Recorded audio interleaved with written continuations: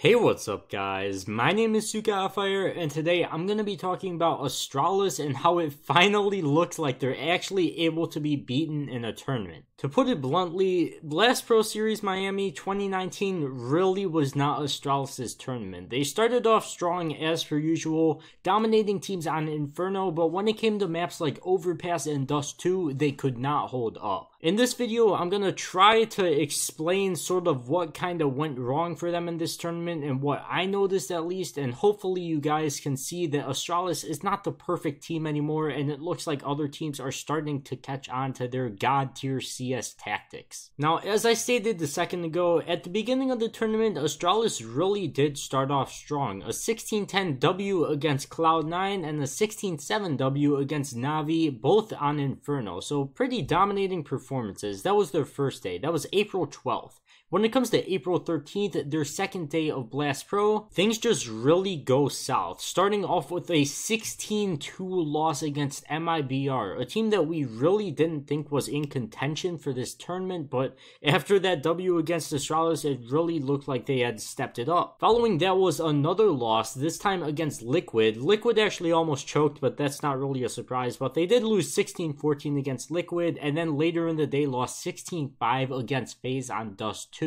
The first two maps, which I didn't mention, against MIBR and Liquid were both Overpass, by the way. Now, it might have just been an off day for Astralis, honestly, but if you notice, the first day, both maps went well, and they were both Inferno against pretty good teams. Well, Cloud9 really isn't that great of a team, but against Na'Vi, they won 16-7, so that's not something to be mad about. That's a really good performance by Astralis. And considering next day things pretty much went completely south, there has to be something that went wrong, right? Well, at least that's what we'd assume, but of course we can't go inside the player's head, so let's try to kind of pick out what exactly went wrong. Astralis' map pool really hasn't been a problem until this tournament. They've pretty much had dominating numbers on every single map in the past 6 months.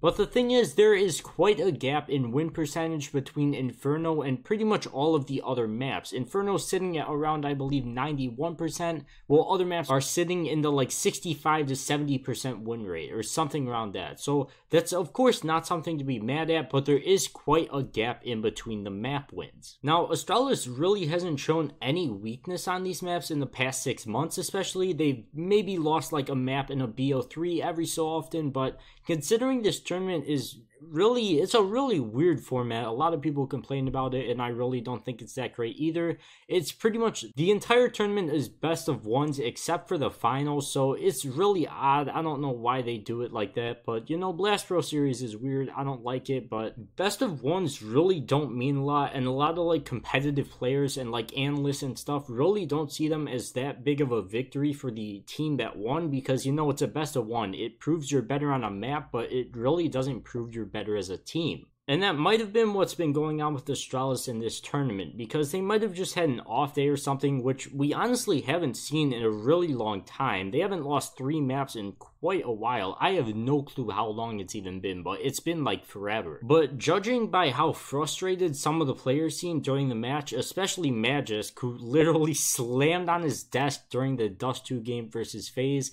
after losing a bunch of best of ones, you've got to imagine that considering they're playing 3 best of ones in the same day against 3 different teams, maybe they could have just been like unprepared to play against these teams on maps other than like Inferno or something, considering Inferno was their most played map, but they really look strong on other maps too, so I wouldn't say that's really a big deal. But even if Astralis is having an off day, teams like FaZe and MIBR shouldn't be able to 16-5 or 16-2 them.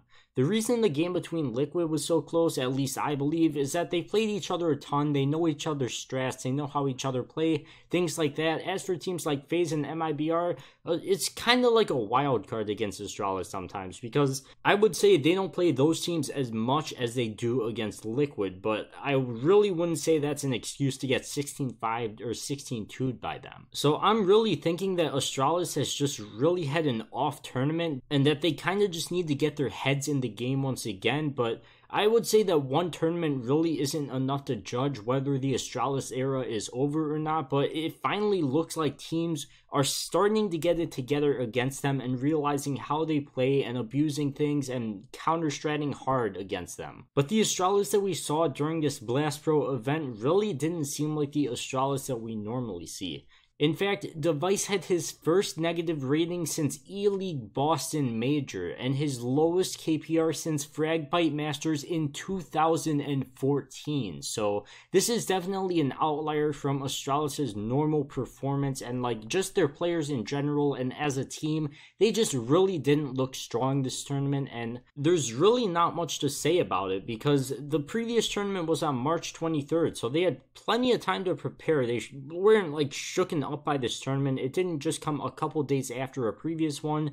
They had time to prepare, watch other teams' demos, things like this, but it really didn't seem like they were prepared at all for what any of the teams had to offer. But I really don't think this is going to be the end of Astralis. I imagine they're going to step it up in future tournaments. But, you know, I don't think this is the end of Astralis for sure. I hope to see them bounce. Well, I really don't hope to see them bounce back. They've been too good, man. I need some NACS to, like, overtake the scene. We need Cloud9 to step it back up. We need Liquid to stop choking for once. But we all know that Astralis can do better than their previous performance in Blast Pro. So hopefully we do get to see them playing at a really their actual competitive level again. But besides that, that pretty much does wrap up this video. I just thought I would give some quick analysis to why I thought Astralis didn't play that well at this tournament. But besides that, if you guys did enjoy, don't forget to leave a like and subscribe, and I will see you guys in the next one.